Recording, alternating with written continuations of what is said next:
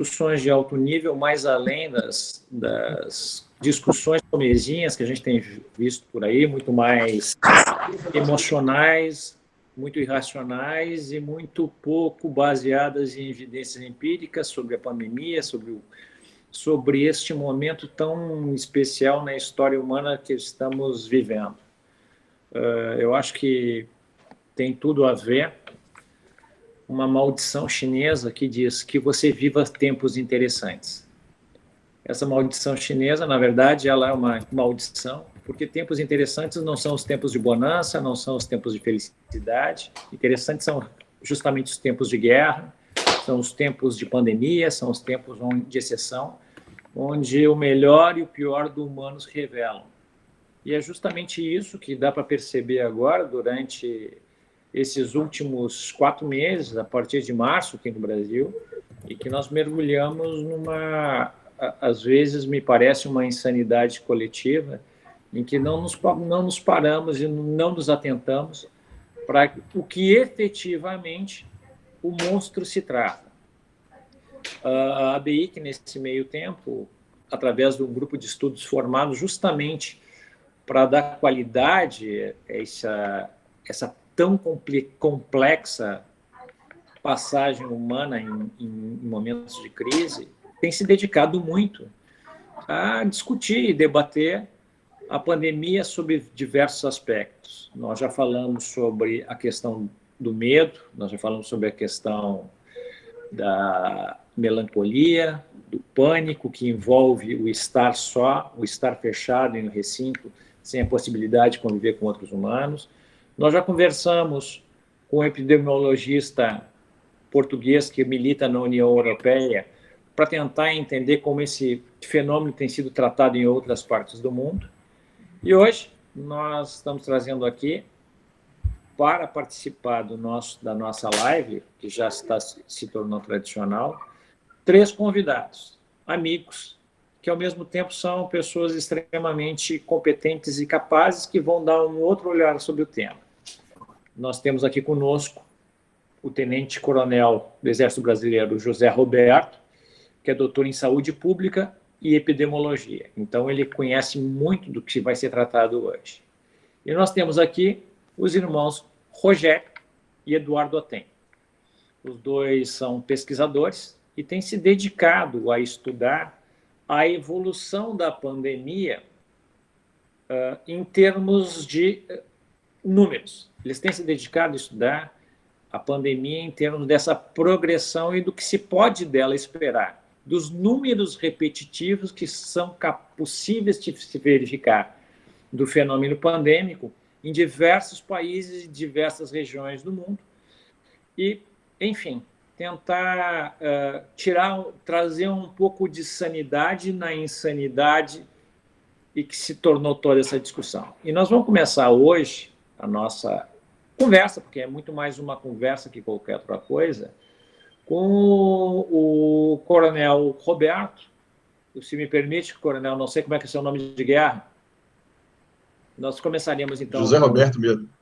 José Roberto. Roberto, nome de guerra José Roberto, para que ele dê um panorama geral da questão epidemiológica do Covid-19 no Brasil. Coronel, o senhor.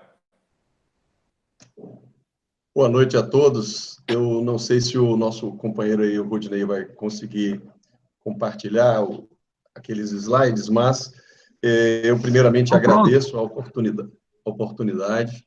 Coronel, estou pronto. Pronto.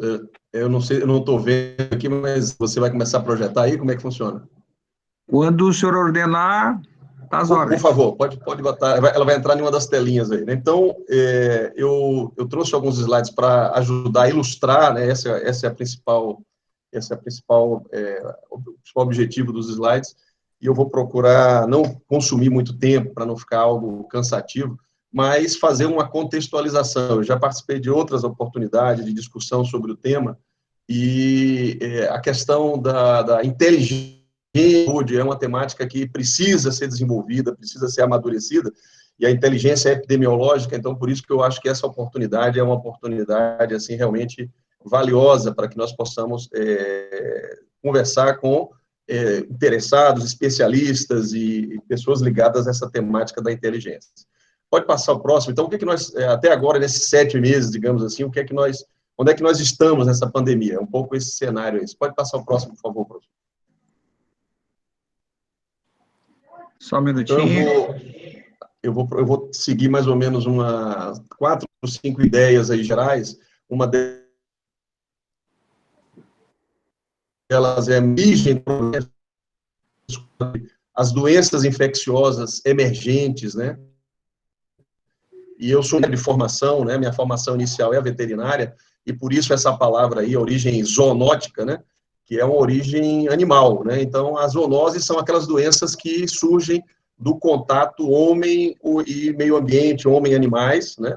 Então, as zoonoses emergentes, elas têm se expandido muito rapidamente nos últimos 25 anos. Então, é muito importante que nós, para meio que uniformizarmos o conhecimento, já conversemos inicialmente sobre a origem desse vírus, né? Então, do que se sabe até agora, não se sabe completamente todas as informações, ele surgiu de um animal silvestre, né? Então, certamente, nós temos vírus muito semelhantes em morcegos, mas ele deve ter passado por alguma espécie intermediária, que pode ter sido um pangolim, uma serpente, algum outro animal, até chegar a uma versão adaptada, uma versão que sofreu mutação e conseguiu se adaptar ao organismo humano e ser transmitido de humano para humano, e a partir daí, eu costumo brincar, dizer que aí o vírus pegou, né, o avião, pegou o carro, e aí ele está se espalhando a cada dia, onde os humanos vão, ele está indo junto, de carona, né? Então, mas ele é um vírus que surgiu de uma forma que já é bastante conhecida, né? Pode passar o próximo, por favor, Rodinei. Então, essa situação atual do coronavírus, ela representa, né, a realidade de, hoje em dia, mais de 250 doenças emergentes. A maior parte dessas doenças, que estão aí ilustradas muito genericamente, só para que nós tenhamos a ideia de que, por isso que está emergentes e reemergentes, muitas delas, as em azul, eram conhecidas nossas, eram doenças que estão aí há 50 ou mais anos. As doenças que estão aí com a nomenclatura em vermelho, e eu chamo a atenção, por exemplo, do ebola, eu chamo a atenção, por exemplo, do Zika vírus, são doenças que surgiram nos últimos 20, 25 anos. Nós temos aí cerca de mais de 250 doenças, e 75% delas têm uma origem já bem clara e definida, zoonótica, ou seja, de um animal que estava, a maioria aí são vírus, estavam equilibrados na natureza, e por alguma ação, né, humana, seja contato com a floresta, caça, mais, etc., esse vírus acabou saindo desse seu equilíbrio natural e chegando ao ambiente humano. Pode passar o próximo, por favor, Rodinei? Então, são muitos, então, para que nós percebamos que nós não estamos no primeiro e certamente não estaremos no último vírus que tem esse potencial pandêmico. Nós já ouvimos falar de alguns recentemente, né, o MERS, que é um outro tipo de coronavírus, que surgiu no Oriente Médio, o SARS, que é o SARS-1, né, que foi ali 2002, 2003, lá na Coreia, lá na China. Então, efetivamente, esses vírus, eles estão o tempo inteiro aparecendo novas formas de vírus, e nós temos relatos numéricos, né, todos os dias, de novos vírus. Esse é um artigo que de opinião que eu lancei agora em maio desse ano, e eu convido os senhores, né, que tiverem interesse a darem uma olhada, para nos trazer uma primeira provocação sobre essa questão da inteligência em saúde. Ou seja, o que é que as estruturas, né, que produzem conhecimento sanitário ou sobre ameaças sanitárias, o que é que elas devem fazer nos intervalos entre pandemias, nas situações pós-pandêmicas, né? Então, pode passar o próximo, Rodinei. Então, nesse artigo, eu relato, por exemplo, essa situação aí que essa pandemia, ela era praticamente já delineada. Vários trabalhos anteriores já sinalizavam o risco de ter uma infecção respiratória. Havia a possibilidade que fosse um coronavírus ou um influenza vírus, mas isso já era algo relativamente esperado. Nessa apresentação aí do Gates, em 2015, até aparece o vírus ali com exatamente o mesmo formato do corona, ele já colocava, se vocês observarem a frase que está ali na tradução, Será que nós estamos investindo em sistemas de monitoramento, de percepção ou de preparação para o enfrentamento de pandemias? E a última reunião de autoridades da área de saúde de mais de 140 países, que aconteceu em 2019, organizado pela Organização Mundial de Saúde, mostrou que o mundo, naquele ano, 2019, nós não sabíamos ainda o que ia acontecer em 2020, nós já sabíamos que o mundo não estava devidamente preparado para uma situação pandêmica. Pode passar o próximo, por favor. Eu vou acelerar mais agora, então esse aí é sobre um pouco da transmissão, as características do vírus, pode passar, né, a transmissão respiratória, todos nós já sabemos como funciona. Essa questão da pirâmide é só para lembrar de que mais de 90% dos casos, eles se resolvem, como acontece com outros vírus, como é o caso da dengue, como acontece com a própria influenza, a maior parte dos casos, são vírus que têm uma apresentação leve a, no máximo, moderada. Pode passar o próximo. Na verdade, a situação grave que esse vírus causa e a morte é em torno de 5% de casos gravíssimos que vão para a UTI, normalmente em pessoas idosas ou com comorbidades, e a letalidade no mundo inteiro gira em torno de 1%. E eu chamo a atenção desse 1%, porque essa é uma característica extremamente favorável dessa pandemia, né? Nós temos um vírus que atinge um público mais idoso e que causa uma letalidade muito baixa. Diferente do vírus da gripe espanhola, que não era espanhola, né, que surgiu ali no norte dos Estados Unidos, a partir de aves migratórias, era um vírus influenza aviária, aquela gripe espanhola de 1919, 18, aquela gripe jovem. Então, os senhores imaginem se nós tivéssemos um vírus hoje, passe 30% a 60 anos, aí eu descrevia muito, e essas provocações que eu faço sobre a preparação nossa para as pandemias e sobre a característica desses, é um pouco para nos mostrar de que nós estamos em um momento de transição, um momento em que nós precisamos estar muito cuidado. Na verdade, no curso da transmissão, nós vamos perceber que 80% são casos leves e que a maior nem sintomas tem, né? Mais de 40%, 50% dos vínculos de transmissão que já foram identificados, as pessoas estavam eliminando o vírus antes mesmo de apresentar qualquer sintoma gripal. Então, esse é um dos desafios maiores dessa pandemia. Ou seja, o nosso transmissor principal, ele é invisível, ele é assintomático, ele é qualquer um de nós que está aqui, né, com a mesma característica de todos nós aqui nessa live. Então, diferentemente de outras doenças, em que rapidamente, como ebola e outras, a pessoa já tem algum tipo de alteração orgânica, então permite um isolamento, e isso dificulta a propagação do vírus. Então, ou seja, em 3 a 5 dias, que é o período de transmissão, um período de incubação inicial, essa pessoa pode viajar, pode participar de reuniões, pode fazer muitas coisas, e com isso propagar o vírus para várias outras. Pode passar os próximos, por favor, Rodinei, ou eu que não estou enxergando? Pode seguir, pode passar, isso aí eu já comentei sobre, né, as características principais são os assintomáticos. Então, como é que está a realidade da enfermidade? Pode seguir no mundo, né? Eu iria, né, passar isso bem mais rápido, mas não tem problema, vamos, né, seguir o ritmo que é possível. Então, o vírus, ele sabendo, isso hoje nós já está rastreado via identificação genética de cada uma das variantes do vírus. Então, ele surgiu lá na China e depois, né, basicamente, foi para a Europa, e daqui, por exemplo, no Brasil, chegou a primeira versão através de turistas vindos da Europa. Mas nós já temos hoje várias cepas, pode passar o próximo, que vão se adaptando. A cada país, ele já tem uma identidade virológica diferente. Então, aí o vírus ele vai sofrendo pequenas mutações, nada que ainda permita uma nova patogenia, uma nova característica de doença, mas ele vai sofrendo mutações, né? Então, isso é um fator importante. Essa evolução no mundo, né? Percebam que lá no início, dezembro, janeiro, tem aquela primeira subidazinha lá, que é os casos da China, e depois o restante do mundo. Começou bastante na Europa, e hoje, se nós olharmos o final desse gráfico, nós vemos a importância que tem na dimensão da epidemia no mundo, dos casos nas Américas, né? Pode passar o próximo.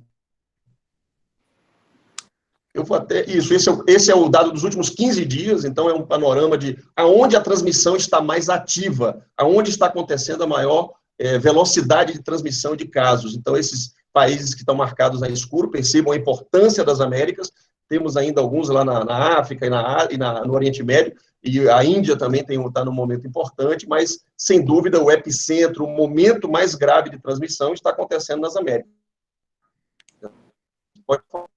Vamos ver um pouco das curvas mais individuais dos países e perceber, esse é o dado global, então percebam que a curva, no sentido global, ela está ali numa fase ela teve uma segunda subida e agora está tentando entrar num platô, essa é a curva epidêmica do mundo, né, do planeta. Pode passar o próximo, por gentileza, Ornei.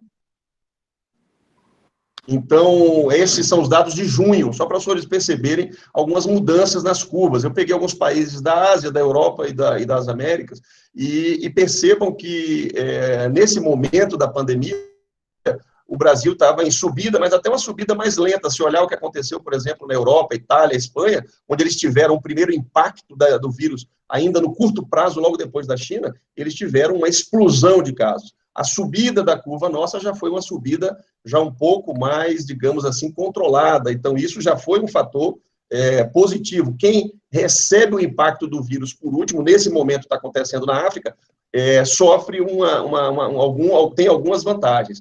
E chama atenção os Estados Unidos, percebam bem a diferença dessa imagem, pode passar o próximo slide, isso era a situação de junho, há um mês atrás. E a situação, né? Então, ou seja, eu mesmo, né, como epidemiologista, eu analisava que após o platô de junho, os Estados Unidos certamente entrariam numa fase de descendência de casos. Mas cada país desenha a sua curva em função das práticas que adota. Então, com a abertura dos países, dos estados mais ao sul, e também a velocidade de transmissão naqueles estados, então, hoje nós tivemos uma segunda escalada de casos, então perceba que é o único país que tem essa subida, esse segundo decreto. Agora, pode avançar, por gentileza, Rodrigo? A Índia, então, está num momento muito crítico, a Índia está subindo bastante, então é hoje o país que certamente vai, daqui a um mês ou dois, gerar notícias muito complicadas em termos de casos de mortes. Esse é o cenário, esse é um boletim epidemiológico divulgado ontem pelo Ministério da Saúde, são as mortes por semana epidemiológica. Esses números embaixo aí são as semanas, são 52 semanas do ano, então essa última semana anotada aí, 28, foi a semana que terminou em 11 de julho. Nós estamos agora no meio da semana 29. Então, no mundo, né, nas últimas 4, 5 semanas, por semana, o Brasil é o recordista, né, de óbitos a nível planetário. Pode passar o próximo, por gentileza. E, né, na realidade dos nossos estados, na realidade interna nossa, aí é um mapa produzido pela equipe de pesquisa lá do IME, Instituto Militar de Engenharia, então percebam em vermelho o grande impacto nas regiões, né, de mais populosas litorâneas, das capitais, no primeiro momento, mas o que esse indicador nos traz é a grande espaço ainda de progressão do vírus no interior. Pode passar o próximo, por gentileza. E isso aconteceu exatamente, essa migração, essa transição aconteceu exatamente em 15 de junho, ou seja, em laranja são os casos, o percentual de casos no interior do país, e em azul o percentual nas grandes centros, nas capitais.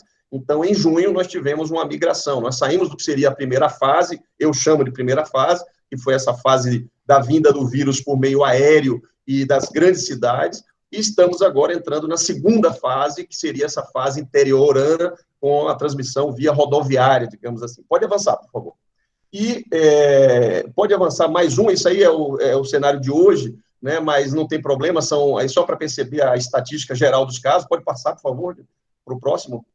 E aí, no próximo, a gente percebe já um outro indicador, que é a taxa, isso é um cálculo com dados, claro, passados, onde o R de transmissão, ou seja, cada caso, estimativamente, está transmitindo para quantos outros.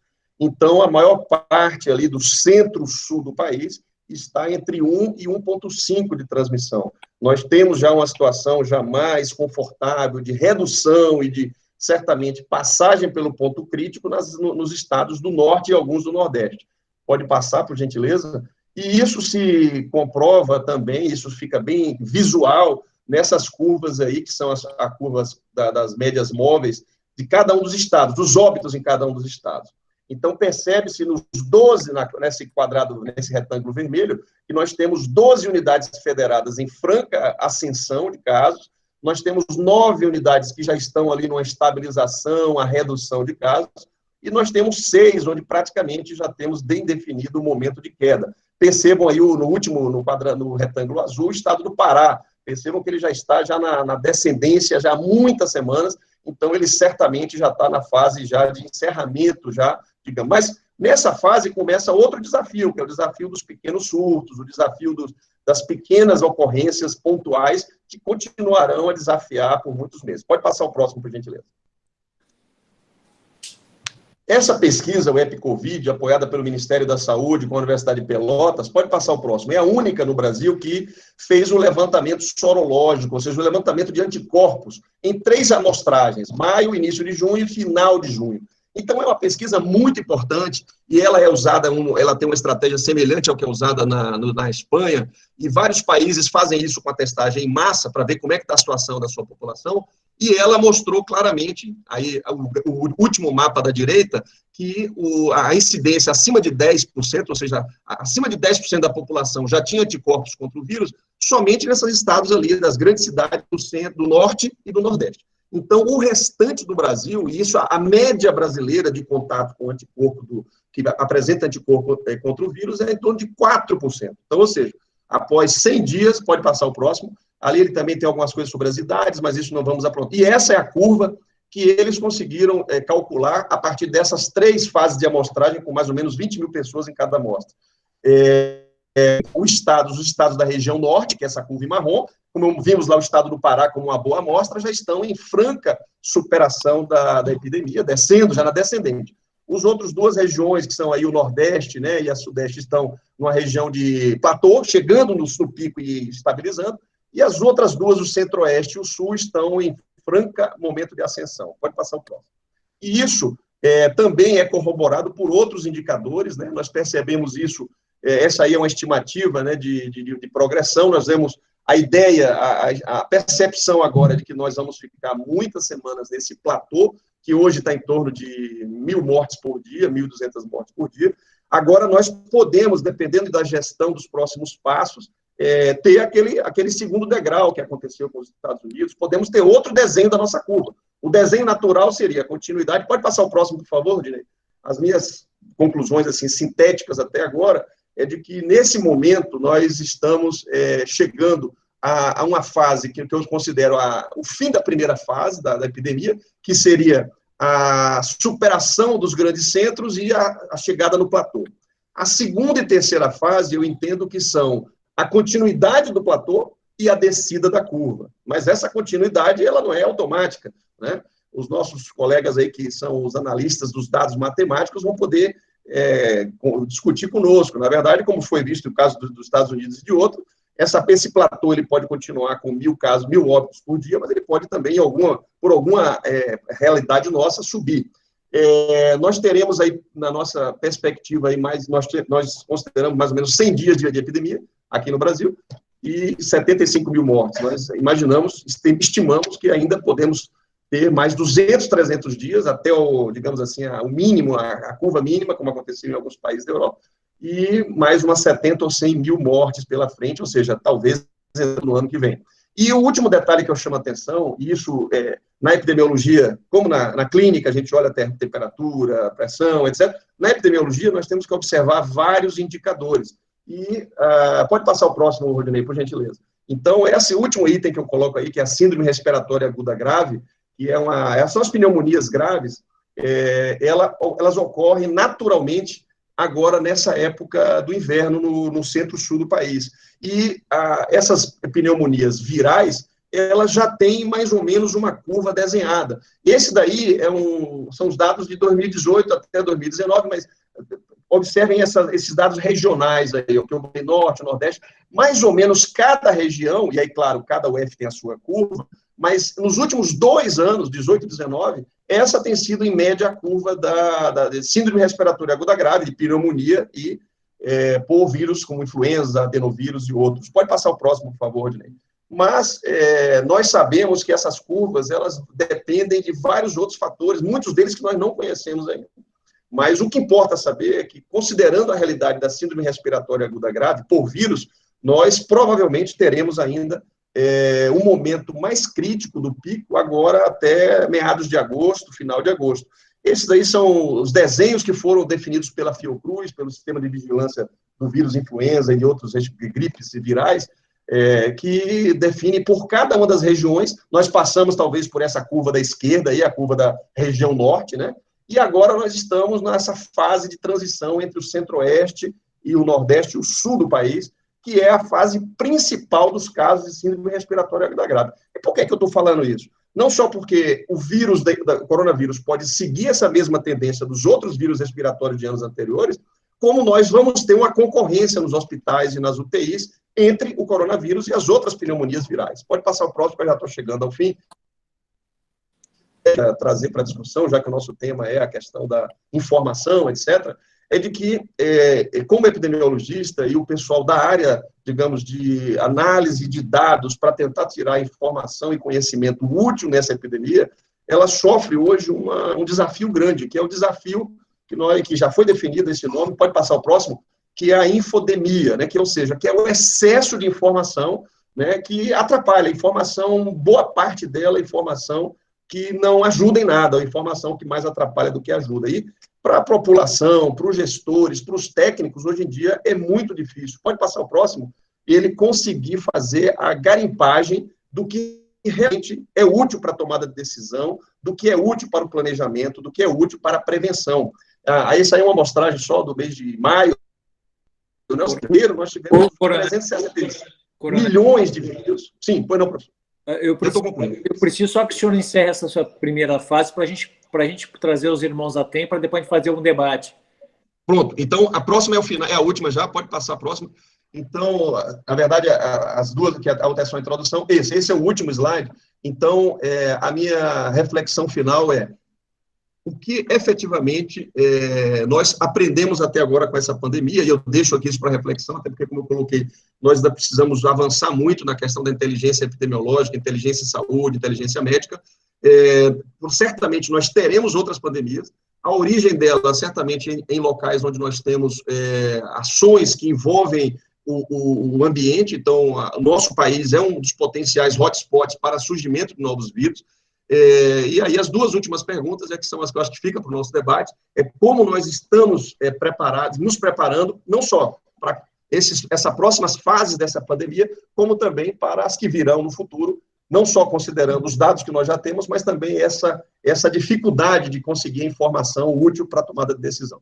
Eu usei 23 minutos, me perdoem aí, eu ultrapassei um pouquinho. Obrigado, Coronel. Daqui a pouco nós voltamos. Eu queria saber aqui do Rogério e do Eduardo, os irmãos Atem, que fizeram uma pesquisa muito interessante. Eu primeiro queria que eles dessem um panorama geral da pesquisa deles, sobre o que eles viram de elementos repetitivos neste vírus, no comportamento do vírus ao redor do mundo. Depois, esse comportamento do vírus no Brasil, e especificamente o que nos interessa é no Rio Grande do Sul e Porto Alegre. E, para terminar, uma pergunta bem fácil para eles. O vírus respeita o lockdown? Aos irmãos, a palavra. Eduardo, quer começar aí? O Eduardo fugiu. Eu não sei se o Eduardo está ouvindo aí. Então, começa a tua, Tem. Vai lá, Rogério. De novo, tentativa número 2. Vamos lá, começa aí, Eduardo. Uma coisa, boa noite a todos, uma coisa que a gente observou, que difere tudo.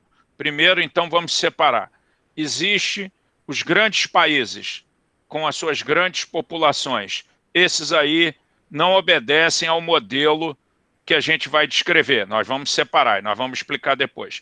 E existem os países que já passaram pelo ciclo completo, que são os países menores, e existe o caso da China, que tem um comportamento misterioso, que a gente pode até discutir depois. O Rogério é que gosta e ele fica bravo quando fala da China. Eu não deixo isso por conta dele. E o que acontece? Os países europeus que são de população menor e que têm territórios bem menores que o território brasileiro, eles tiveram uma distribuição diferente. Eles têm basicamente uma distribuição de mortalidade. É difícil a gente discutir casos, porque a detecção do caso, dado até como o coronel falou, existe uma quantidade muito grande de casos de baixíssima intensidade que passam desapercebidos e não são contados, então você fica mais ou menos sem ter uma noção de quantos foram de verdade, então a gente parte para contar o número de mortes. Esse aí não tem como esconder, tá? Por mais boato e teoria conspiratória que tenha, na verdade, morte é morte, isso aí é mais fácil de você contar, é mais confiável. E o que a gente observou foram triângulos se formando. Quando você observa a distribuição de mortes, tanto na subida quanto na descida, é um triângulo que a gente chama de isósceles, né? Ele tem os lados diferentes, então o lado que sobe é uma subida rápida até o pico, e depois uma descida lenta. E essa descida, geralmente, é de 2 a 3 vezes o tempo que você levou para subir, tá certo?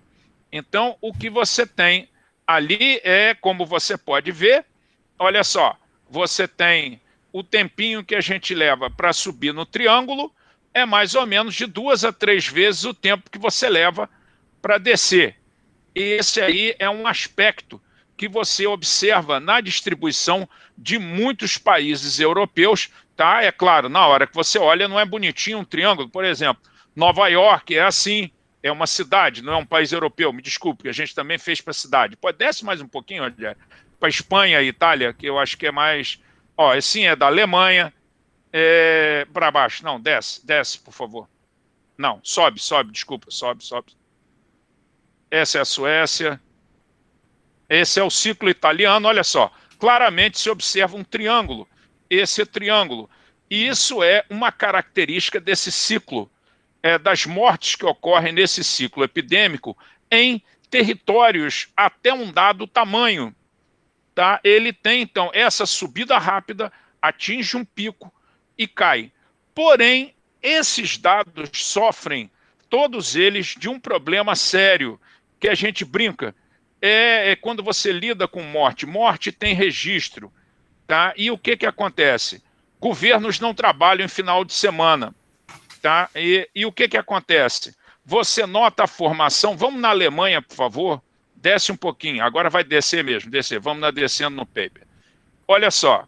Não, passamos em Nova York, chegamos na Alemanha. Olha que coisa interessante. A Alemanha é considerada sempre um país modelo em todos os sentidos nesse episódio de epidemia. Eu costumo chamar. Pandemia é o que acontece no mundo inteiro. Epidemia, quando a gente fala, é localizado, acontece no país. Então, nós não temos uma pandemia no Rio de Janeiro. Lá tem uma epidemia. Pandemia é o que acontece no mundo inteiro. Então, o episódio de epidemia na Alemanha, olha que interessante. E em muitos países, em quase todos, forma-se esse serrote, tá? E esse serrote tem os dentes baixos quando? Nos finais de semana. Então, nós vimos isso no Brasil claramente. No final de semana, o número de mortes despenca. E na segunda, na terça e na quarta-feira, os números de mortes explodem, para a alegria da mídia. Então, o que você acontece? No sábado e no domingo, no feriado, o número de mortes cai, muda-se o assunto. No meio da semana, ou no início da semana, os mortos que não foram contados nessa época, nesses dias, né, são somados aos que aconteceram durante os dias úteis. Isso gera uma distorção enorme nos modelos. Portanto, as previsões que são feitas com esses modelos acabam sendo contaminadas e são modelos extremamente negativos e conservadores. Quem entende de modelo sabe o que é esse modelo. Gente, não tem nada a ver com ideologia, não. Quando se fala no modelo conservador, significa que ele tende a supervalorizar a parte negativa, tá, do que ele está analisando. Tá? Então, o que acontece? você acaba tendo no Brasil mortes com 1.400, dias com 1.400, 1.200, 1.300. Na verdade, essas mortes não estão acontecendo. Isso aí é o somatório das mortes efetivas naquele dia com as mortes que não foram reportadas nos finais de semana, nos feriados, as mortes que aconteceram no interior e mortes de outros dias. Você está olhando para uma fotografia do passado. Então, toda a previsão, todo o modelo que se tenta fazer com esses números acaba sendo modelos muito negativos, modelos muito pessimistas. Por quê? Porque eles contêm esse vício de origem nos dados. Então, você tem que tratar esses dados de alguma forma, ou esses dados vão ser eternamente negativos. Eles tendem a surpreender você, porque um belo dia a epidemia acabou e você não viu. Por quê? Porque você está trabalhando com um patamar de números altíssimos e negativos. Por quê? Porque você está olhando para o passado. Você está reportando hoje uma coisa que aconteceu há um tempo atrás. Então, o que você tem? Na Europa, a forma triangular. Foi isso que a gente estava vendo. E aí você olha para o Brasil e você não vê. Por que você não vê? Nós temos dentro de nós diversos países. Nós temos, na verdade, dezenas de pequenos países dentro do nosso país. Então, se você tentar modelar o Brasil, você vai se estrepar.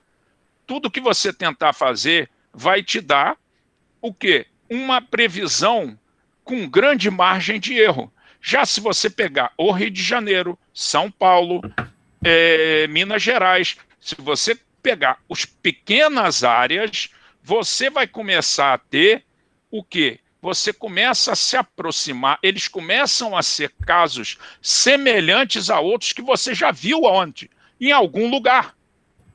Foi isso que a gente prova, que a gente mostra no trabalho da gente. Por exemplo, para aqui um pouquinho, Rogério, volta.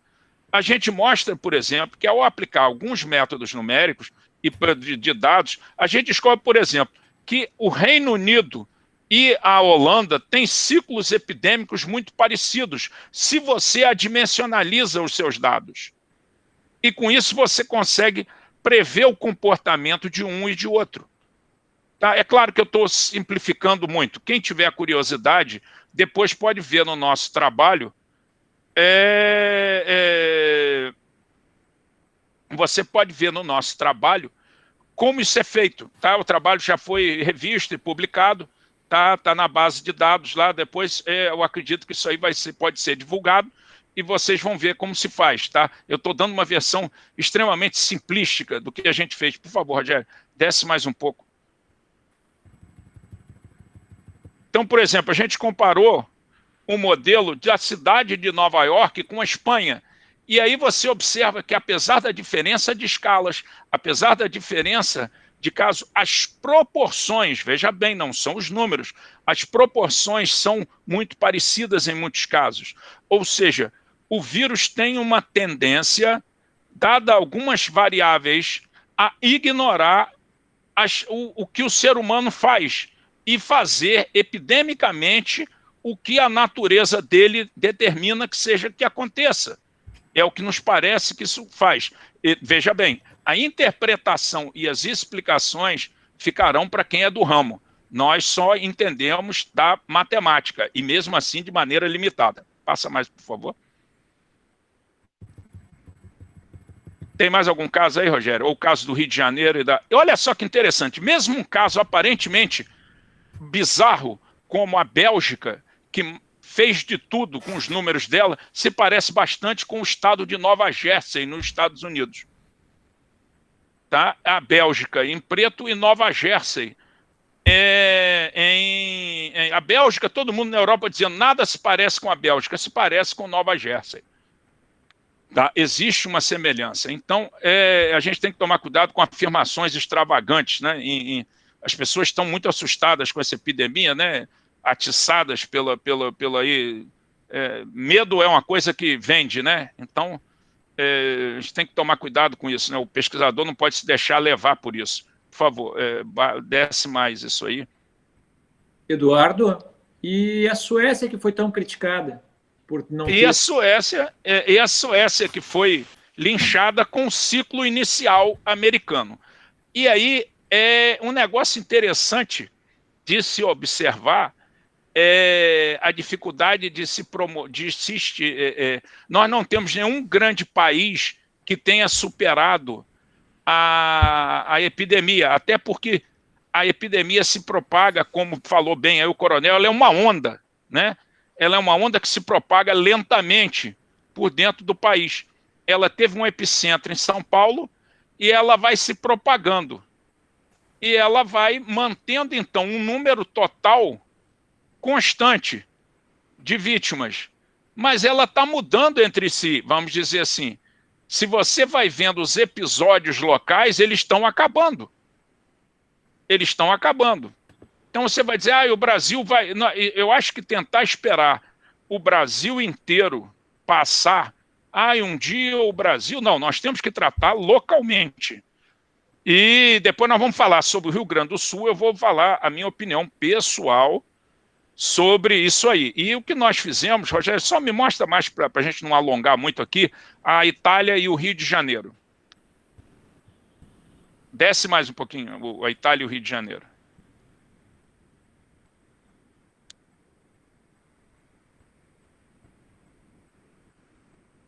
Não, isso aí é questão de convergência de banco de dados, depois a gente pode até apresentar aqui para o pessoal, se houver algum interesse aí porque existe um outro banco de dados. Olha só, nós descobrimos, por exemplo, que a Itália, embora a cidade do Rio de Janeiro, no começo, ela não parecesse com a Itália, o caso do Rio parecesse pior, na descida, o Rio e a Itália se pareciam bastante, e até o fim pareceram bastante. Dessa forma, com um mês de antecedência, você já poderia prever o comportamento do Rio de Janeiro. Você não prevê com exatidão, mas estimar o fim da crise no Rio de Janeiro. Tá? E aí a gente apresenta esse caso, a evolução, a gente foi contando isso na internet. Faltam tantos dias para o Rio de Janeiro acabar, faltam tantos dias para o estado do Rio acabar. E o estado do Rio se parece muito com a Inglaterra. Não na escala, obviamente. Se você não fizer as adimensionalizações corretas, você vai encontrar resultados absurdos. Se você pegar o banco de dados errado, se você não fizer o tratamento numérico, você vai olhar para aquilo e vai dizer, esses caras são loucos, o que eles estão fazendo? Por isso que a gente explica todo o procedimento nos trabalhos que já estão publicados, tá? De forma que fiquem disponíveis. Isso é um conhecimento disponível. Tá? Então, isso aí que a gente coloca como sendo as observações que a gente já fez até esse instante. Depois a gente vai entrar especificamente no Rio Grande do Sul. Rogério, Eduardo, me permita só, eu vou parar a apresentação, vou fazer só um spoiler rapidinho de uma coisa muito curiosa que a gente achou. Eu vou parar e vou apresentar uma outra coisa em relação à Suécia e à Alemanha.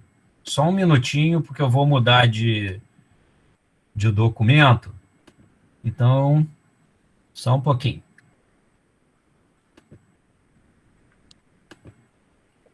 Vocês estão vendo a figura agora? Sweden versus Germany. Ainda não. Agora sim. Deve cair. Estão vendo? Sim. Isso aí, olha só, obviamente a gente não vai explicar aqui, isso está explicado no artigo, já está publicado no medRxiv, tá? Depois a gente pode passar no link. Esse artigo ele não passou por peer review, mas passou por screening, então, pelo menos absurdo não está. Que é isso aí? Isso aí está normalizado. Então, obviamente, não dá para comparar os números da Suécia com a Alemanha, são duas populações diferentes. O que a gente buscou nesse trabalho? Nós buscamos identificar padrões. Tá? Por que a gente busca identificar padrões? Porque o que a gente quer? A gente quer pegar um país que já passou, ou aparentemente, né? Como o coronel falou, a gente não sabe, não dá para prever futuro, não vamos nos arriscar, mas vamos lá. Aparentemente, um país que já passou, que já está abrindo, eu quero pegar aquilo ali e usar no meu processo decisório no Brasil, por exemplo, que está uma janela de tempo à frente. Como que eu faço isso se as populações são diferentes? E mais ainda, como que eu faço isso se o Brasil é um país continental? A gente tem que pensar no Brasil, nos Estados Unidos, como países continentais, tá? Nós temos distâncias enormes. Aí, por isso vocês devem estar se perguntando qual é o sentido de comparar Nova Jersey com a Bélgica. Ué, olha o tamanho da Nova Jersey e olha o tamanho da Bélgica. Né? Olha o tamanho do Rio de Janeiro e olha da Itália. Faz sentido, sim, se vocês pararem para pensar. Né? Então, nós adimensionalizamos, no artigo está explicado, isso não está no artigo, por isso que eu falei que era um spoiler, a Suécia com a Alemanha. Olhem, pensem do ponto de vista do decisor público, em azul a Suécia, em preto a Alemanha. Essa zona A, simplesmente ela corresponde a 50% das mortes e 40% do ciclo dos dois países. Se vocês fossem do Ministério da Saúde da Suécia, vocês tomariam decisões diferentes? Eu não tomaria. Porque se vocês notarem, inclusive, a Suécia, em determinados momentos, estava melhor do que a Alemanha. Tá? Curiosamente, e aí não somos nós que vamos responder com certeza, mas são os virologistas, os epidemiologistas, como o Coronel, a dinâmica específica do vírus que tem que ser compreendida, mas o fato é o seguinte, foi na descida que a Suécia teve mais morte, mas no momento mais crítico da epidemia, a Suécia estava igual à Alemanha, em termos de padrões, pessoal, em termos de padrões, por favor, não numéricos. Então, para quem estava olhando o padrão da epidemia na Suécia, eles estavam igual à Alemanha, a Suécia toda aberta, a Alemanha toda fechada. Para um decisor público, qual a decisão que você toma? Eu continuaria do jeito que eu estava. Tá? O fato é que, a partir de 40% mais ou menos do ciclo, que agora nós estamos olhando para trás, é fácil falar isso também, isso é verdade, a Alemanha passa a ter um comportamento melhor, ou seja, a Alemanha, entre aspas, saiu mais rápido e a Suécia saiu mais lento. É o que nós estamos vendo aqui. Mas, no momento crítico, a Suécia não estava pior do que a Alemanha, não. Tá? Isso você só descobre quando você adimensionaliza, normaliza e faz todo esse tipo de trabalho estatístico. Tá? Já que a gente está falando da questão da inteligência, etc. e tal, é um tipo de trabalho estatístico que a gente tem que fazer. Por quê? Porque você tem que comparar uma população com outra população. São populações diferentes. Tá? E, obviamente, nós não somos, né, nós dois aqui, que não somos da área de saúde, que vamos conseguir responder o porquê do comportamento diferente depois. Mas o fato é o seguinte, do ponto de vista de um decisor, nos momentos mais críticos, a Suécia estava bem, ela não estava mal. Tá? Era a observação que eu queria fazer, para botar lenha na fogueira do debate. Foram números que a gente achou curiosos, sem dúvidas, mas são números. Tá? Normalizados, mais uma vez, explicando, mas são números. Né? Eu acho que a pergunta que tem que se fazer do ponto de vista de um gestor público, você mudaria de decisão se justamente no momento mais crítico você estivesse indo bem? Tá? Talvez só se você conhecesse o comportamento do vírus, que ninguém conhece. Eduardo, quer continuar? Não, eu acho que a gente quer falar de Porto Alegre, Eu quero falar de do Porto Sul. Alegre e Rio Grande do Sul, sim, vocês não vão fugir do... Tá bom, então vamos alternar aqui, deixa eu alternar para o terceiro documento. Tá. Espera aí que eu tenho que operar aqui, eu sou o operador aqui do... Coronel, se à vontade para interferir quando quiser, se quiser fazer alguma pergunta, se quiser debater... Não, tem gente encaminhando pergunta aí, ó. Tem gente encaminhando pergunta aí. Só um minuto. Olha só. Deixa eu alternar. Mas Pode antes falar, vocês respondam Porto Alegre. o nosso comandante Fausto Bessa, da DESG do Rio de Janeiro, grande amigo. Mas a pergunta do comandante será depois do Rio Grande do Sul. Estão vendo já? Sim, sim. Então já vamos lá, Rio Grande do Sul. Eduardo, por favor. Olha só. Peraí, deixa eu só responder aqui ao coronel. Sim.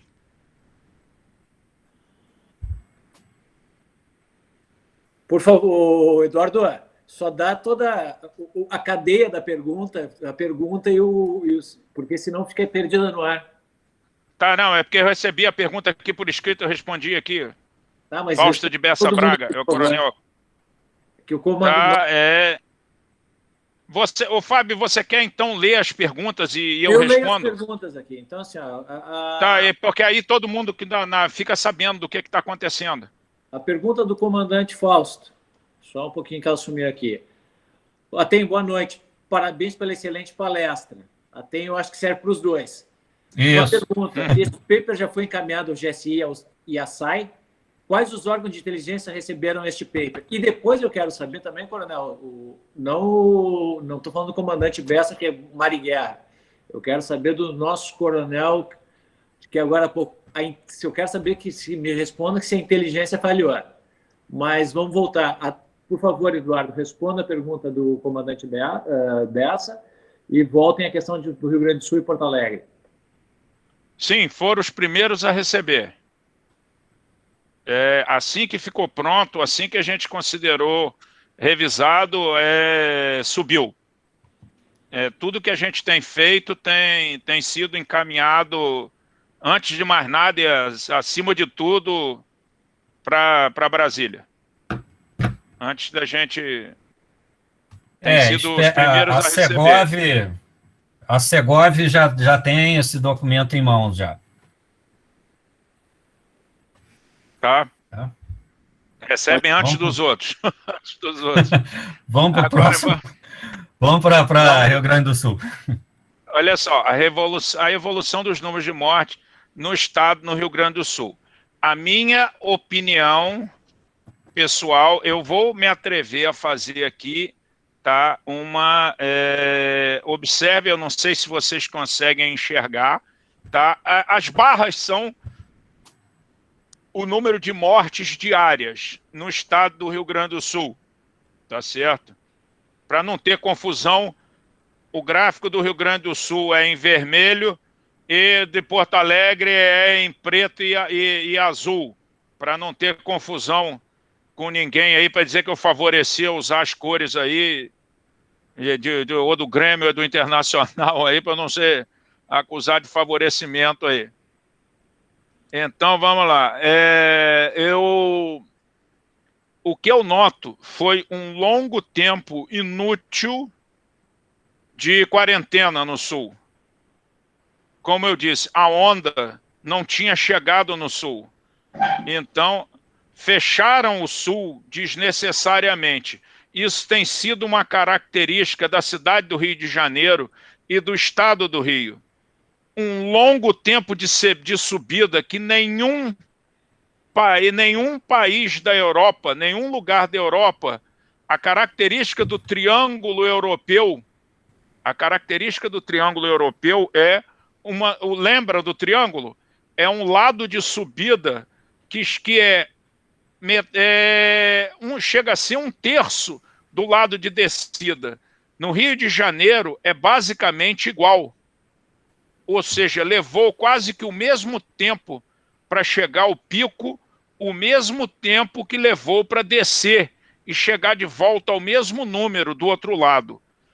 Eu acho, e posso estar dizendo uma asneira, tá? Porque, de novo, não tenho conhecimento técnico, que eu acho que isso foi produto do fechamento do isolamento antes da hora certa.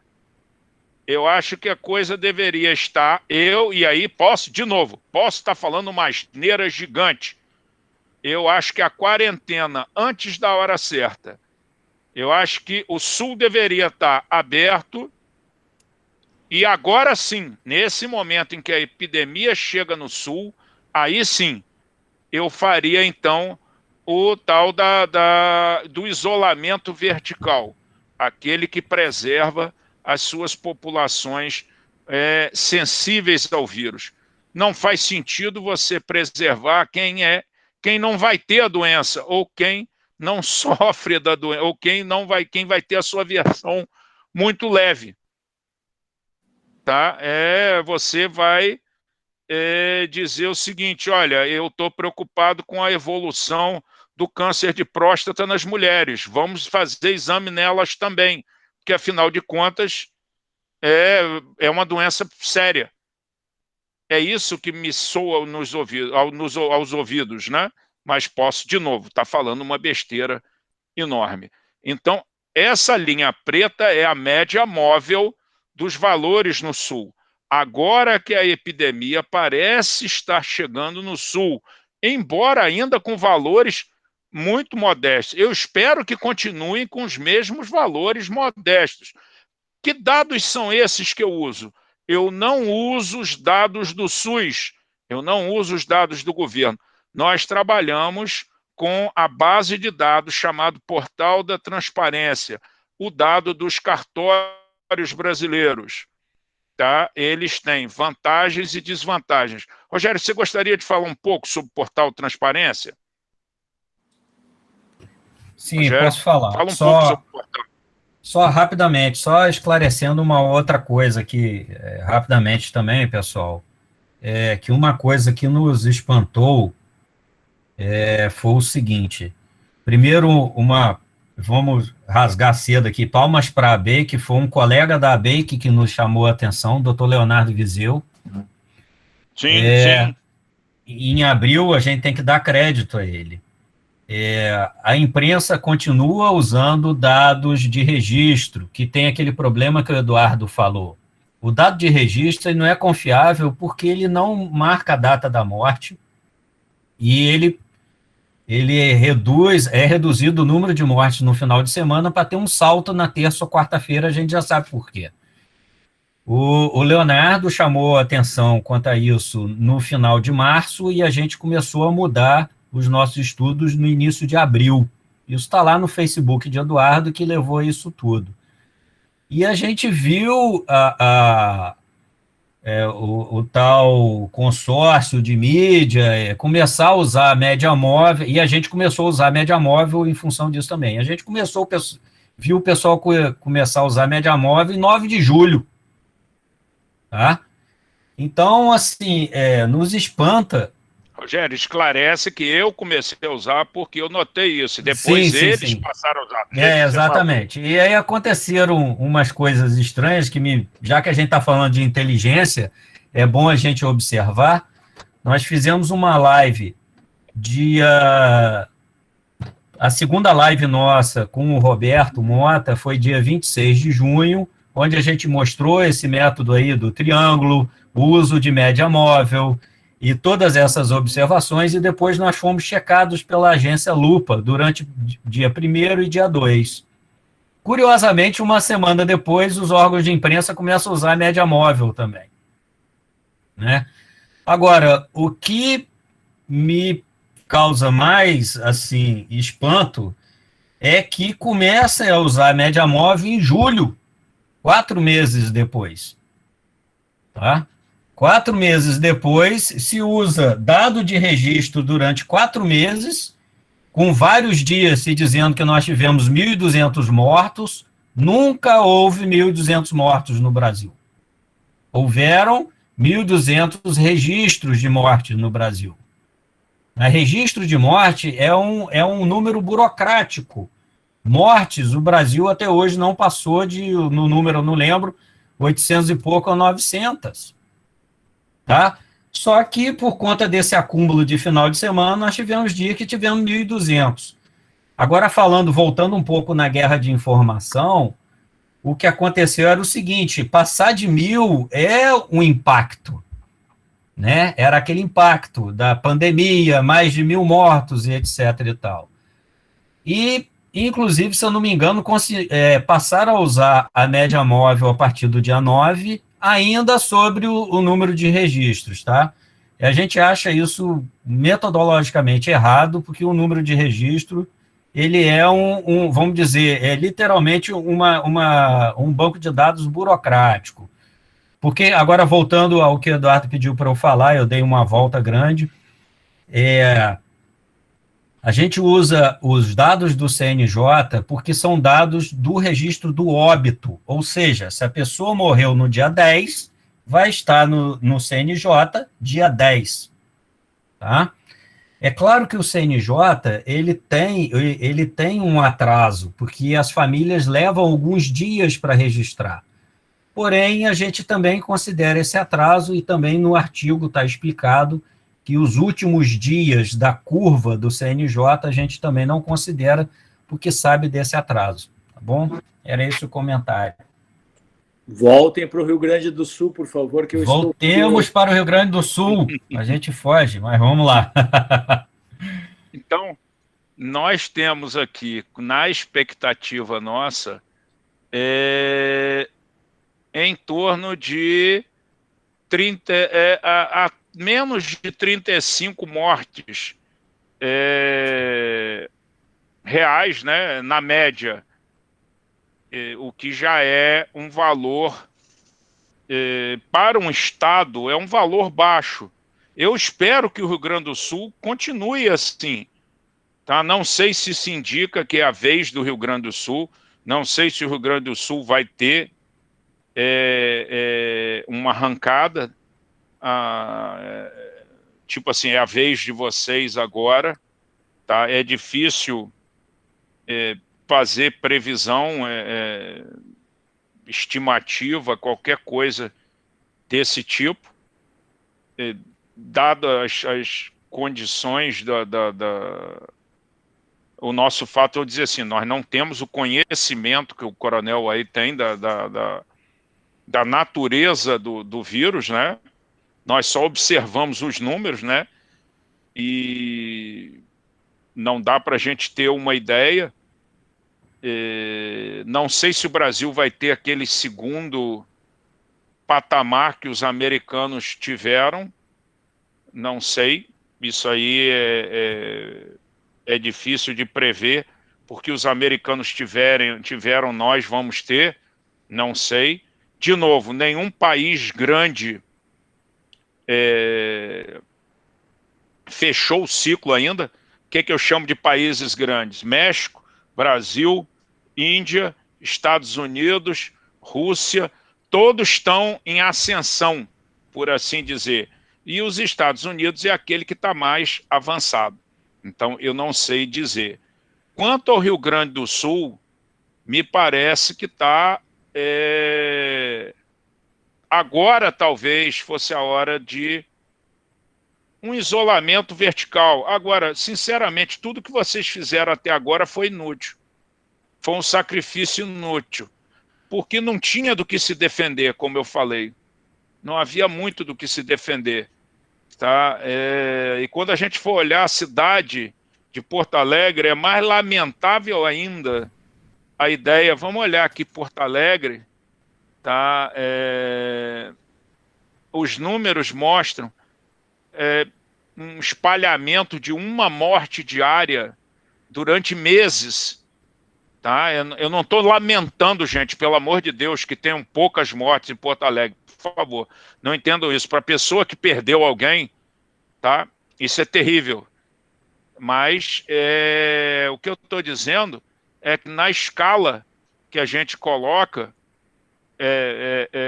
eu imagino que uma cidade do tamanho de Porto Alegre, qualquer coisa que cause uma morte diária passa desapercebido durante meses. Então você fecha a cidade inteira, destrói a cidade, a economia da cidade. Por isso, à espera da grande epidemia que virá destruir o mundo, eu acho que isso foi um sacrifício inútil. Se você quisesse, então, fazer alguma coisa, talvez agora, mas mesmo assim é algo a se pensar. Com certeza o que foi feito antes não teve efeito nenhum, porque conter a contaminação de 1 para 2, como é que você contamina isso? E, de qualquer forma, não adiantou nada, porque quando a onda chegou no sul, ela se propagou indiferente a qualquer medida que tenha sido tomada. Então, se as medidas tivessem qualquer efeito, elas teriam impedido de chegar ao sul. Tá? Então, é aquilo que você fala, né, Fábio, sobre o lockdown, né? A efetividade ou não do lockdown. Eu suspeito fortemente, né, analisando, a gente comparando a Suécia com a Alemanha e talvez inspirado aí por alguns cientistas, esses aí realmente doutores no assunto, né, como o prêmio Nobel na área, né, o cara responsável na Inglaterra por ver isso, né, e ele disse que o lockdown foi um grande erro, né, ele não carrega efetividade, né, no combate a uma epidemia. E eu espero que isso aí seja... E se ele tiver certo, nós teremos caído, então, num conto do vigário gigante. Coronel José Roberto, o que o senhor me diz? Lockdown serve, lockdown não serve? A inteligência falhou, a inteligência falhou? Bom, vamos lá. Excelente aí o desafio, as apresentações. Eu queria fazer alguns pequenos comentários, né? O primeiro deles é que nós falhamos, nós enquanto sociedade, quando nós não conseguimos trabalhar integradamente. Então, por exemplo, o trabalho que os professores estão fazendo, certamente, se esse trabalho se integrar com o pessoal da área de saúde, da epidemiologia, o pessoal da área de gestão, o pessoal da área de economia, nós vamos chegar a um entendimento muito mais avançado sobre a situação para responder essas perguntas. As perguntas e os desafios dessa pandemia, eles são extremamente complexos e não são respostas simples que vão conseguir, com um único olhar, que vão resolver. Com relação aos dados, e aí eu falo a origem dos dados, né, dados do SUS, ou dados das secretarias, dados dos cartórios, todos esses dados têm problemas. E nós precisamos estar usando todos eles da melhor forma possível, né? Agora, eu coloco uma fragilidade que acontece em vários lugares, e aqui no Brasil e no interior, isso é gritante. Por exemplo, como é que nós vamos falar de morte por doença respiratória nesse momento em que nós temos a síndrome respiratória aguda grave matando muita gente em cidades que não têm UTI, que não têm hospital? Ou seja, há pouco tempo atrás, há menos de 2 semanas, 70% dos casos e dos óbitos no interior do Minas Gerais estavam sendo caracterizados como pneumonia, mas não tinha teste, não tinha diagnóstico, não tinha como definir qual foi a causa daquela morte. Então, muitos desses registros, seja pelo cartório, seja pelo SUS, eles não entram na nossa análise. Então, eu queria fazer, além dos dados, eu queria comentar o seguinte: abertura rápida, abertura lenta, a coisa do Rio de Janeiro. Eu fiz um trabalho de modelagem com o pessoal do Laboratório de Computação Científica sobre um único nicho lá do Rio de Janeiro, e, na verdade, a decisão de isolar, de fechar, de lockdown, etc., ela também envolve a questão de leitos hospitalares. Então, uma subida aparentemente mais lenta, que sai do padrão, por exemplo, da Itália, ela pode ter possibilitado que menos pessoas tenham morrido por falta de assistência hospitalar. As curvas da Europa que foram analisadas, e essa similaridade, claro, precisa ser entendida melhor, o que pode acontecer nessa semelhança entre os países. Aqueles países que subiram muito rápido, eles também foram os países que foram mais surpreendidos. Então, ou seja, eles não tiveram muitas ações para fazer e a epidemia seguiu um curso muito rápido. Eu deixo a provocação, sei que hoje não temos tempo para isso, mas os professores disseram que o professor Rogério tem aí alguma análise sobre a China, né? Quando a gente analisa países que talvez tenham tido efetivamente sucesso até agora, nós temos que olhar para países como, por exemplo, a Coreia do Sul, países que, em 2003, vivenciaram a outra pandemia, a pandemia de SARS. Então, esses países, eles já têm protocolos já extremamente preparados, e aí eu estou respondendo a sua pergunta, professor Dr. Fábio, sobre a inteligência. Então, esses países já têm um protocolo extremamente bem estruturado para a resposta rápida. Então, o lockdown que esses países utilizam é um sistema de contenção imediata e rápida para que o vírus não se propague pela via rodoviária ou aérea. E isso se consegue com isolamento das cidades, das estradas, e testagem em massa para que o senhor consiga identificar os casos, e os casos assintomáticos, e isolá-los imediatamente. Isso conseguiu ser feito com sucesso em alguns daqueles países da Ásia, porque eles já tinham a experiência de pandemias anteriores, eles já tinham os equipamentos, eles já tinham as equipes treinadas, eles já tinham as estruturas de resposta extremamente adestradas. É como combater o incêndio. Se o senhor não tiver uma equipe de incêndio designada, treinada, os equipamentos já separados, o prédio vai pegar fogo, todo mundo vai ficar batendo cabeça. Onde é que está o extintor? Quem é que sabe usar? Quem é que vai acionar primeiro? Quem é que vai... Enquanto a gente está conversando, o fogo já tomou. Então, a inteligência, nesse sentido, seria uma forma de ajudar nesse sentido. Me permita aqui só fazer uma intervenção. Aqui, eu sou um elemento provocador, eu não estou aqui para deixar... Claro. Eu estou aqui para deixar a vida de vocês difícil e desconfortável. E aqui é para os três. Vamos analisar o seguinte cenário. No final dos anos 90, início dos anos 2000, diversos vírus no mundo apresentaram a sua cara dando uma vanguarda de que seriam vírus pandêmicos.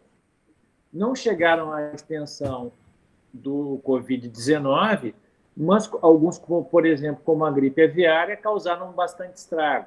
E o que me chama a atenção é que parece que, ao redor do mundo, não só o Brasil, e aqui vamos colocar, depois de estar na conta de outros grandes países, essas lições destes vírus anteriores não deixaram e não imprimiram a impressão suficiente para que eles se movimentassem no sentido de criar planos de contingência, como o senhor falou, de gestão de crise. Por favor, uma análise.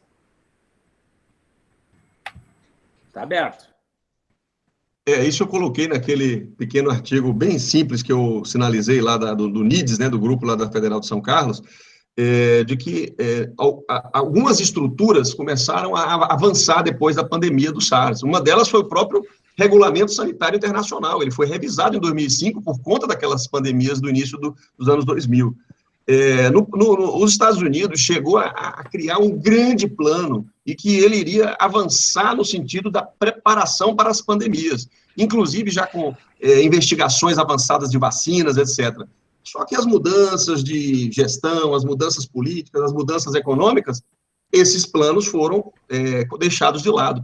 Então, a maioria dos países acabaram tendo que, em função das informações que tinham, acabaram priorizando, e não, isso não é algo que esteja próximo das nossas realidades. Eu acho que essa experiência da pandemia do Covid, ela vai fazer com que todos nós revisemos esse cenário, e eu não quero ser alarmista, nem pessimista, mas considerando essa evolução de mais de 250 doenças emergentes, nós teremos outra pandemia, e a nossa próxima pandemia ela pode ter uma letalidade de 30% de pessoas abaixo de 60 anos, como foi a gripe espanhola. Então, ou seja, como nós vamos estar nos preparando a partir de agora para ter observatórios de pandemias, para começar a discutir isso, fazer plano de contingência, treinar equipes. Se a equipe de resposta estivesse pronta para cada cidade imediatamente receber um isolamento, testagem, nós não faríamos esse lockdown, que eu concordo com o professor Eduardo. O lockdown inicial, que foi feito em muitos lugares, por exemplo, aqui em Brasília, foi o primeiro estado, o primeiro distrito que fez isso. Claro, foi uma precaução, foi um excesso de precaução. Só que depois de 2, 3 meses, as pessoas não têm mais condição mental de se manter novamente isoladas. Aí, na hora que você precisa isolar, nós estamos, nesse momento, no pico da pandemia em Brasília. E o próprio governador já disse, eu estou no pico e agora eu sei que não adianta mais eu tentar isolar porque a população não consegue responder mais.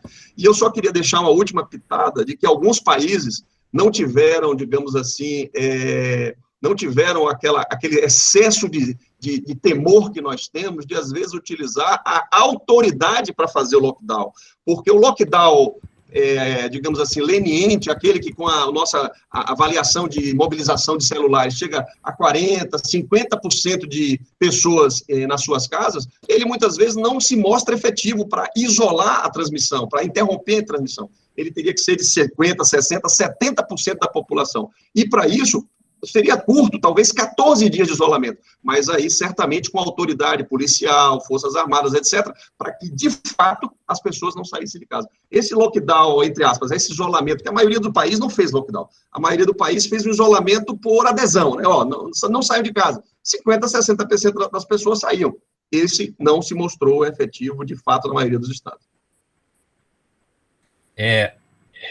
Se me permite, aí eu acho que o Coronel Zé Roberto chegou no ponto aí. Eu vou complementar. Eu concordo integralmente. Eu acho que a nossa falha, falar que a gente não estava, no caso do Brasil, não estava preparado para a crise, é chover no molhado, não vou ficar repetindo isso. Do ponto de vista, mais uma vez, decisório, eu acho que devido, voltando no assunto da live, a guerra de informação, ao pânico, a dificuldade de se tomar decisões de uma maneira mais fria, nós seguimos simplesmente o que se estava fazendo na Europa, que estava em pleno inverno, né, Coronel? Acho que foi isso aí que o senhor estava falando, e aí eu acho que a gente começa a ter até a convergir aqui, porque o que aconteceu? Engraçado, só uma observação aqui, em abril eu tive uma discussão, entre aspas, num outro grupo de WhatsApp, que eu falava isso, pessoal, nós estamos em abril, fazendo lockdown, quando chegar o inverno em julho, ninguém vai mais aguentar, e é o que está acontecendo. O que é óbvio que a gente ter problema de doença respiratória no inverno, né, não precisa ser médico, todo mundo sabe disso, né, as mães sabem, protegem mais seus filhos, etc e tal, e a gente começou a fazer porque a Europa estava fazendo. A Europa estava fazendo porque ela estava em pleno inverno, tá? E aí nós seguimos sem dados, sem uma criação de uma estrutura decisória definida, numa briga entre poderes, tá? Numa briga, deixando claro aqui que com a usurpação de poderes, inclusive, na minha opinião, eu sei que não é muito mas já que entramos na discussão da inteligência, isso também dificultou demais, numa discussão se foi tirado o poder do poder executivo, né? E chega até para se fazer isso, Coronel, que a sua proposta ia ser difícil, porque naquele momento, e isso está acontecendo até agora, quem tem o poder para fazer isso? Até agora está se discutindo aqui no Brasil, né? O que não era nem para a gente estar discutindo. Executivo é executivo, judiciário é judiciário, legislativo é legislativo. Tá? Eu sei que a gente pode estar saindo um pouco, mas para botar lenha na fogueira, o judiciário aqui no Brasil virou legislativo e executivo, além de ser judiciário, né? E isso eu acho que também piorou demais. Então, nós resolvemos seguir o que a Europa estava fazendo, sem estar no inverno, uma briga entre poderes, a meu ver, causado pelo judiciário, tá? E agora a gente chega falando da região sul, no inverno na região sul, que a gente sabe que é bem mais frio que o resto do país, e está todo mundo há 4 meses, de um jeito ou de outro, trancado em casa. Alguns negócios, eu imagino, por exemplo, um dono de academia que está desde março fechado. Se ele não quebrou, ele vai acabar de quebrar agora. E uma série de outros negócios. Não, nós não fizemos o lockdown totalmente em Porto Alegre, ou no Rio Grande do Sul, ou em Santa Catarina. Tudo bem, mas tem gente que de algum jeito está fechado. Por exemplo, escolas. Esse pessoal está 4 meses assim. E na hora que efetivamente, talvez fosse um momento para fazer, porque é inverno, ele vai fazer mais 2, mais 3, eles vão passar 7 meses assim. Então, falhou-se fragorosamente sobre todo esse ponto de vista aí, E a falha, para mim, foi do ponto de vista de inteligência e do ponto de vista de processos decisórios. Tá? Eduardo, aí sim. Eduardo? Não, eu concordo com os dois, né? A gente caminha sempre para uma síntese, né? Quando a gente escreve, a gente é bem mais cuidadoso do que quando a gente fala, né? Eu digo sempre para o Rogério, Rogério, remove sempre qualquer vestígio de opinião, né, Rogério? Qualquer vestígio de opinião política e qualquer opinião que não seja do domínio da gente, porque o papel é o que vale, né? É o documento que a gente publica. Aqui é uma conversa entre amigos, né? A gente se dá o luxo de falar certas coisas que normalmente a gente não escreveria. Mas eu considero muito importante que sobre na síntese, né, dessa crise toda, uma espécie de manual de operações para a crise seguinte, aquilo que o senhor falou, Coronel. É um aprendizado para as próximas crises. O que fazer? Como interpretar? Qual a região que vai fazer o quê? Quando? Antes que alguém tome a decisão no lugar, antes que alguém salte e diga, não, então não vai ser assim. Antes que uma liminar apareça, antes que alguma coisa apareça. Então, seria interessante que já houvesse uma espécie de manual de operações, que nem que a gente levasse 1 ano, 2, montando isso, mas uma espécie de consenso, digo assim, como lidar com uma crise grave na área de saúde. Quem faz o quê? Tá? Quem é atribuído fazer o quê? Todos concordam? Então todos concordam. E aquilo fica na estante. Na hora que o alarme tocar, você puxa aquele livro da estante, aquele plano de contingência e diz, gente, tá aqui, ó, cada capítulo, cada um executa o seu capítulo. Cada um já sabe o que tem que fazer. Isso aí é totalmente contra a cultura do brasileiro, né? O brasileiro acredita que se pode improvisar as coisas, né? Acredito que já mudou muito na nossa cultura, né? Um pouco injusto. Muita coisa mudou no Brasil, a nossa cultura mudou bastante. Mas é uma coisa que nós vamos ter que desenvolver. Isso é sério demais, tá? E é igual o terremoto, né? Os americanos vivem esperando na Califórnia o número 1, né? Que vai destruir tudo. Então a gente também está esperando a pandemia número 1 que está vindo aí. Então a gente tem que fazer um manualzinho de operações aí para isso aí. Eu sei que o Fábio quer falar do Sul, ele quer falar do Rio Grande do Sul. Senhores, nós já estamos quase 1h30, está passando rápido, eu acho que nós vamos ter que encaminhar para o final. Se vocês, Fábio, então faz um fechamento, e se você quiser fazer mais alguma pergunta, consideração. Na verdade, eu gostaria que cada um de vocês desse uma mensagem final, e eu só me lembrei de uma coisa agora, Eduardo, quando falava do jeitinho brasileiro. Para mim, o jeitinho brasileiro é basicamente o seguinte: fazer tudo errado, rezando a Deus que dê certo no final, com a certeza que não vai dar, porque a soma de fatores negativos não pode dar um fator positivo, não pode dar um resultado positivo. Exatamente. E aí está vivenciando. E mais, eu não sei, desculpa, talvez eu seja um realista cínico, mas eu não consigo ver, pelo menos a curto prazo, enquanto a gente não mudar o nosso ambiente de cultura, projeção para o futuro, que a gente crie um manual de gestão de crises, ainda mais para pandemias. Porque quando terminar essa pandemia, chegará um carnaval, a gente vai se esquecer, e outro problema vai suceder, e nós vamos simplesmente como se nunca tivesse acontecido e seremos surpreendidos por uma nova pandemia. Bom, por favor, infelizmente... Cada um a sua mensagem final aí para que a gente caminhe para o final. Pode começar, Eduardo. Bom, eu deixo, como sempre, aí a minha mensagem de otimismo. Eu sempre lembro a todo mundo, já passamos por crises muito mais graves do que essa, já passamos por crises, por guerras, por epidemias, já passamos por coisas muito mais sérias e o ser humano sobrevive sempre no fim. Nós somos uma das espécies mais resilientes da natureza. Não sei se isso é bom ou se é ruim, mas nós disputamos com os vírus como as duas espécies mais resilientes da natureza. Então, tenham coragem, tenham fé, nós vamos superar essa crise também. Coronel?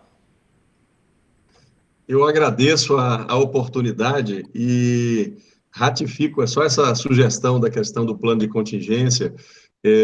O Brasil teve recentemente, o Ministério da Saúde tem algumas experiências recentes, né? O surto a emergência do Zika, a emergência da gripe suína, 2009. Então, algumas dessas experiências chegaram a gerar alguma estrutura de resposta, mas isso acaba depois não recebendo prioridade, recurso, a equipe se desmonta e a gente perde a continuidade, aquela coisa que a gente observa isso, o grande desafio, né, de nós termos aquele projeto nacional que tenha continuidade em vários setores, né. Eu morei no Haiti, eu servi no Batalhão de Paz, na missão do Haiti, e lá vivenciei o terremoto em 2010, né, então, naquela época, toda a missão e o próprio país, por mais pobre que fosse, ele se preparava para furacões, porque ali no Caribe a expectativa todo ano, de cada semestre, é de 14 furacões. E, na verdade, aconteceu um terremoto. Tinha mais de 200 anos que não acontecia um terremoto no Haiti, e matou 230 mil pessoas em um dia, e morreram ali mais de 15, 16 brasileiros, foi a maior morte de militares desde a Segunda Guerra Mundial. Então, ou seja, nós precisamos estar preparados até para aquilo que a gente imagina que vai passar 200 anos sem acontecer, né? E a minha última frase é no sentido de que o nosso grande desafio é trabalhar integradamente. A gente precisa romper essas barreiras. O vírus, ele é uma partícula, mas ele é extremamente eficiente. Se nós, com toda a nossa inteligência, com o nosso conhecimento, com a nossa tecnologia, se nós não conseguirmos conversar, chegar a entendimentos, chegar a trabalhos integrados, nós vamos continuar vulneráveis a desafios como esse. Rogério? Bem, eu queria agradecer também a oportunidade que a BEIC aí nos dá mais uma vez aí de poder e expor nossas ideias também, de debater com a pessoa como o coronel aí, da gente poder confrontar as ideias, discordar. Eu acho que esse discordar, concordar, esse é o caminho, porque também a gente tem que perder. Eu acho que aqui no Brasil, às vezes a gente tem uma coisa também, eu acho, Fábio, que você estava comentando outro dia, inclusive, que você, se eu não me engano, foi você, que viu na França, né? Eu também trabalhei muito tempo com os franceses, e que às vezes eles têm debates acadêmicos que parece que vão se matar e depois sair para almoçar juntos, né? Então, mas isso acho que falta no Brasil também. A gente tem que aprender mais a debater e confrontar para sair com alguma coisa boa disso aí, sair com lições, e realmente, efetivamente, integrar, aprender um lado, aprender com o outro, e a gente sair com algo bom para o nosso país. Eu acho que é o que a gente deve levar. E repito também a mensagem do meu irmão. Também, desde o início, quando a coisa veio chegando, eu venho falando nos grupos, eu acho que a humanidade já passou por coisas terríveis, a maioria das vezes provocadas por ela mesma, né? Eu acho que saquei daqui, eu lembrava dos números, só para encerrar, se eu não me engano, na Batalha de Tannenberg, na Primeira Guerra Mundial, em 3 dias morreram 150 mil homens, tá? Ou seja, uma tragédia, uma das batalhas da Primeira Guerra Mundial, talvez Verdun deve ter morrido mais, né? Talvez um assalto daqueles na batalha em Verdun, morria 20 mil homens num assalto. Então, às vezes o próprio ser humano ele já se matou muito mais, e o ser humano já superou isso com inteligência, e nós vamos passar por isso, né? Eu acho que o que faltou um pouco, ou muito, foi da gente integrar, decidir com calma e de maneira fria.